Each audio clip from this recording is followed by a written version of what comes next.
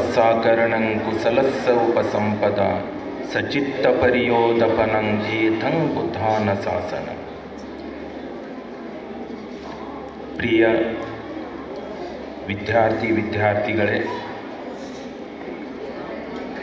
ಮೊಟ್ಟ ಮೊದಲಿಗೆ ತಮಗೆ ಕರ್ನಾಟಕ ರಾಜ್ಯೋತ್ಸವದ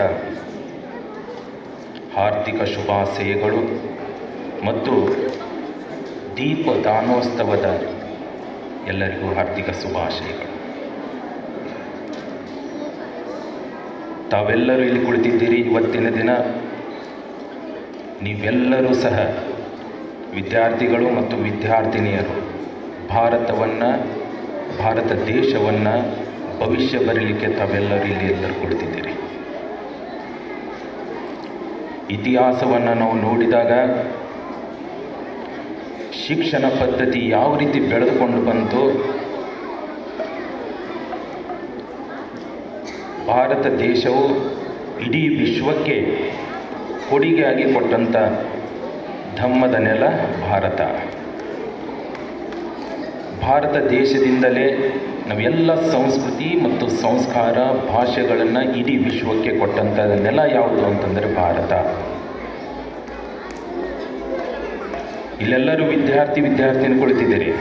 ತಮಗೆಲ್ಲರಿಗೂ ಆಸೆಗಳಿದೆ. ನಾನು ದೇಶಕ್ಕೋಸ್ಕರ ಏನಾದರೂ ಮಾಡಬೇಕು ಅಂಥೇಳಿ. ಎಲ್ಲರಿಗೂ ಆಸೆ ಇದೆ ಇಲ್ಲೋ? ನೋಡಿ, ಭಾರತಕ್ಕೂ ಮತ್ತು ವಿದೇಶಕ್ಕೂ ಎಷ್ಟು ವ್ಯತ್ಯಾಸ ಇದೆ ಅಂತಂದರೆ, ನಾವು ಇಲ್ಲಿ ಶಿಕ್ಷಣ ತಗೊಳ್ತಾ ಇರೋದು ನಮಗೋಸ್ಕರ, ಸ್ವಂತಕ್ಕೋಸ್ಕರ. ನಾವು ನಮ್ಮ ಕುಟುಂಬವಾಗಲಿ, ನಮ್ಮ ಇರ್ತಕ್ಕಂಥ ಕುಟುಂಬದ ಸದಸ್ಯರಿಗಾಗಲಿ ಒಳ್ಳೆಯದಾಗಲಿ ಅಂಥೇಳಿ ಶಿಕ್ಷಣವನ್ನು ತೊಗೊಳ್ತೇವೆ. ದಯವಿಟ್ಟು ತಾವು ಈ ವಿಚಾರವನ್ನು ಗಮನವಾಗಿಟ್ಕೊಳ್ಬೇಕು. ನಾವು ವಿದೇಶಕ್ಕೆ ಹೋದಾಗ ಮಕ್ಕಳಿಗೆ ಏನು ಕಲಿಸ್ತಾರಂತಂದರೆ, ನಾವು ಯಾವ ಶಿಕ್ಷಣವನ್ನು ತಗೊಳ್ಬೇಕು ಅಂತಂದರೆ, ಇಡೀ ದೇಶಕ್ಕೆ ನಮ್ಮ ದೇಶ ಪ್ರತಿಬಿಂಬವಾಗಿರಬೇಕು. ಲುಪ್ತವಾಗಿರ್ತಕ್ಕಂಥ ಸುತ್ತ ಅಂತ ಹೇಳಿ ಬರ್ತದೆ. ಇದು 6ನೇ ಶತಮಾನದಲ್ಲಿ ಬೆಳೆಸ್ಕೊಂಡು ಬಂದಂಥ ಒಂದು ಸುತ್ತ. ತಾವೆಲ್ಲರೂ ಕೈ ಜೋಡಿಸ್ಬೇಕು. ಕನ್ನಡ ತಿಳಿತದಲ್ಲ? ಕೈ ಜೋಡಿಸಿ. ದ ಹಾರ್ಟ್ ಸೂತ್ರ ಅಂತ ಹೇಳ್ತಾರೆ ಇದಕ್ಕೆ.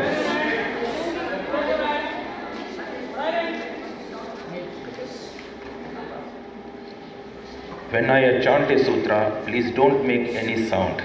Okay? Please sit quietly.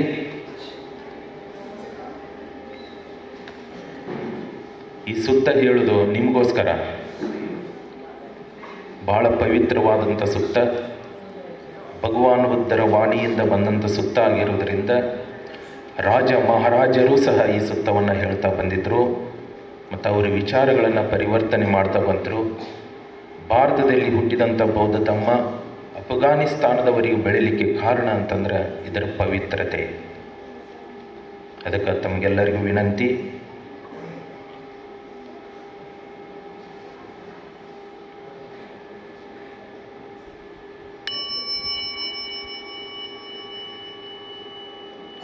ಮನಸ್ಸನ್ನು ಏಕಾಗ್ರತವಾಗಿಟ್ಕೊಳ್ರಿ.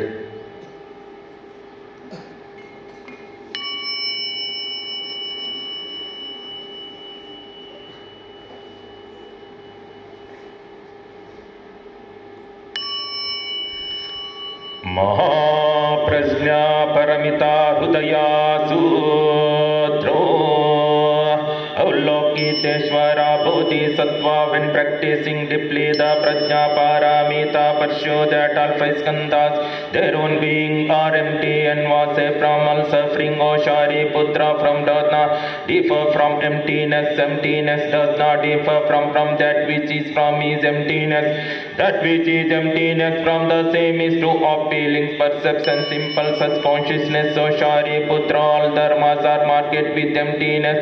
They are without birth or death or night, do not increase, not decrease. Therefore in emptiness, no from, no feelings, no perceptions, no impulses, no consciousness, no eyes, no ear, no nose, no tongue, no body, no mind, no color, no sound, no smell, no taste, no touch, no object of mind, no world of I through to, no world of unconsciousness, no ignorance and also extinction, no fit, no suffering, no origination, no stop, no path, no cognition, also no attainment with nothing to tend the bodhisattva dependent prajna paramita and attain unsurpassed complete perfect enlightenment. Therefore know the prajna paramita mantra, proclaim the mantra that says gyate gyate para gyate parasama gyate bodhi swaha.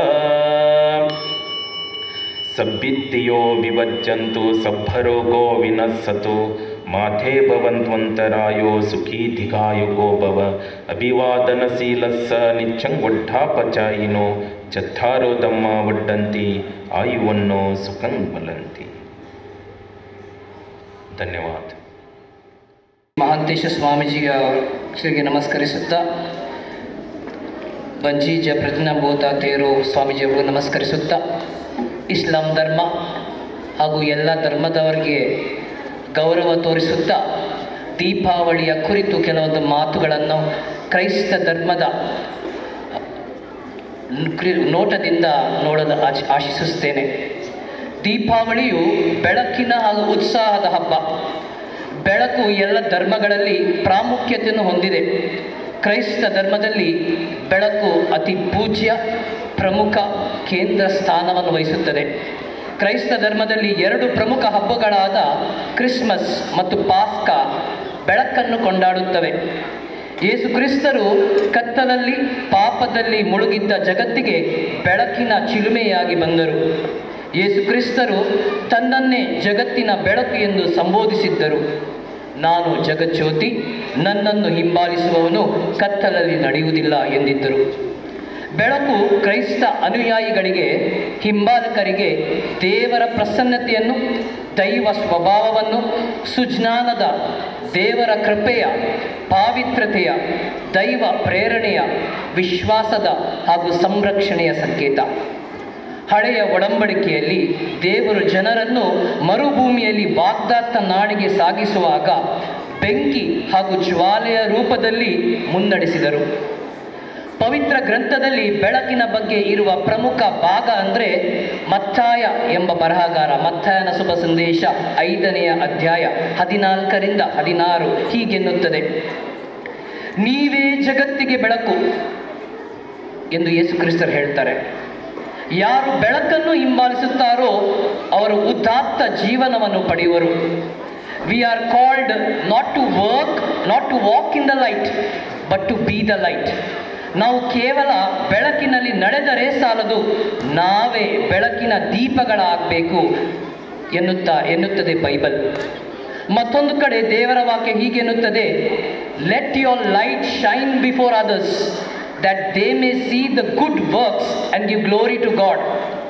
ನಿಮ್ಮ ಬೆಳಕು ಇತರರ ಮುಂದೆ ಪ್ರಜ್ವಲಿಸಲಿ. ನಿಮ್ಮ ಒಳ್ಳೆಯ ಜೀವನ ಶೈಲಿಯನ್ನು ನೋಡಿ ಇತರರು ದೇವರನ್ನು ಕೊಂಡಾಡಲಿ. ಹೌದು ಪ್ರಿಯರೇ, ನಾವು ವಿವಿಧ ಬಣ್ಣ, ಧರ್ಮ, ಆಚಾರ ವಿಚಾರಗಳಲ್ಲಿ ತುಂಬಿಕೊಂಡವರು. ಎಲ್ಲರೂ ಕತ್ತಲಿನ ಸಂಗಡ ಯುದ್ಧದಲ್ಲಿ ತೊಡಗಿದ್ದೇವೆ ಪ್ರತಿನಿತ್ಯ. ದೀಪವು ತ್ಯಾಗದ, ನಿಸ್ವಾರ್ಥತೆಯ ಹಾಗೂ ಉದಾರತೆಯ ಸಂಕೇತ. ಬೆಳಕು ಭರವಸೆಯ, ಮಾರ್ಗದರ್ಶನದ, ದೈವ ಸ್ಫೂರ್ತಿಯ ಸಂಕೇತ. ಈ ಕತ್ತಲಿನ ಬೆಳಕಿನ ಹಬ್ಬ ನಮ್ಮ ಪ್ರೀತಿಯ ದೀಪವನ್ನು ಹೆಚ್ಚಿಸಲಿ. ನಮ್ಮ ಮನಗಳಲ್ಲಿ ಸಮೃದ್ಧಿಯ ದೀಪವನ್ನು ಬೆಳಗಲಿ. ಪುಣ್ಯಾತ್ಮರೇ, ಭಾರತ ಎಲ್ಲ ಧರ್ಮಗಳಿಗೆ ಆಶ್ರಯನ್ನು ಕೊಟ್ಟಿರ್ತಕ್ಕಂಥ ದೇಶ. ಒಂದು ಕಾಲದೊಳಗೆ ಅಫ್ಘಾನಿಸ್ತಾನ ಈ ದೇಶಕ್ಕೆ ಬಂದಿರುವ ಪ್ರಸಂಗದೊಳಗೆ ಪಾರ್ಸಿ ಜನಾಂಗದವರು ಈ ದೇಶಕ್ಕೆ ಬಂದಿರುವ ಪ್ರಸಂಗದೊಳಗೆ ಅಂದಿನ ರಜಪೂತ ಮಹಾರಾಜರು ನಮ್ಮ ದೇಶದೊಳಗೆ ಜಾಗ ಇಲ್ಲ ಅಂತ ಹೇಳುವ ಆವತ್ತಿನ ಕಾಲದೊಳಗೆ ಬಕೆಟ್ನೊಳಗೆ ನೀರು ತುಂಬಿಟ್ಟಾಗ ಅದೇ ಪಾರ್ಸಿ ಜನಾಂಗದವರು ಒಂದು ಮುಷ್ಟಿಗೆ ಸಕ್ಕರೆಯನ್ನು ಹಾಕಿ, ಸಕ್ಕರೆ ನೀರೊಳಗೆ ಬೆರೆತು ಯಾವ ರೀತಿ ಇರ್ತಾ ಇದೆಯೋ ಆ ರೀತಿ ನಾವು ಇರ್ತೀವಿ ಅನ್ನೋ ಮಾತನ್ನು ಹೇಳಿದ್ರು. ಆ ರೀತಿಯೊಳಗೆ ಭಾರತ ಸರ್ವಧರ್ಮವನ್ನು ಒಳಗೊಂಡಿರ್ತಕ್ಕಂಥ ರಾಷ್ಟ್ರ. ಇಲ್ಲಿ ಬೌದ್ಧರಿದ್ದಾರೆ, ಹಿಂದೂಗಳಿದ್ದಾರೆ, ಮುಸಲ್ಮಾನರಿದ್ದಾರೆ, ಕ್ರೈಸ್ತರಿದ್ದಾರೆ, ಆನಂತರ ಸಿಖ್ಖರಿದ್ದಾರೆ, ಪಾರ್ಸಿಗಳಿದ್ದಾರೆ, ಇನ್ನು ಹಲವಾರು ಧರ್ಮೀಯರಿಗೆ ಆಶ್ರಯವನ್ನು ಕೊಟ್ಟಿರತಕ್ಕಂಥ ದೇಶವೇ ಇದು ಭಾರತ.